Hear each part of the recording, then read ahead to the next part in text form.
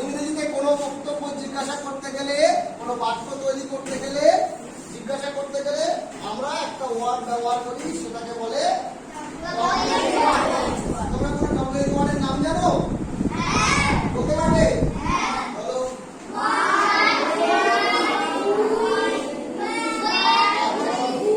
চলো এদিকে তাকাও, দেখো ডব্লিউ ওয়ার্ড আমরা শিখবো। ডব্লিউ ওয়ার্ড এখানে লেখা রয়েছে একটা জিজ্ঞাসা চিহ্নের মধ্যে।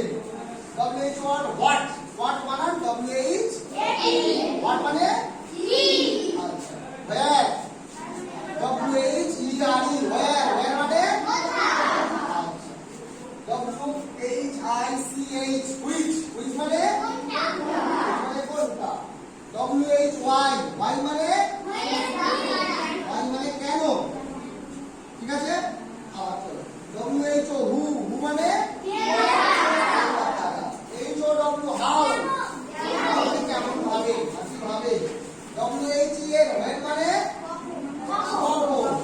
W-H-O-S-E whose, whose মানে কার। এবার তোমরা এই ডব্লিউ ওয়ার্ড ব্যবহার করে কোনো বাক্য বলতে পারবে? বলো। What is your name? এখানে ডব্লিউ ওয়ার্ড কোনটা? What। আচ্ছা হোয়াট ছাড়া অন্য কোনো ডব্লিউ ওয়ার্ড দিয়ে একটা বাক্য বলতে পারবে? হোয়াট হয়ে গেল। হোয়াট ছাড়া অন্য কি?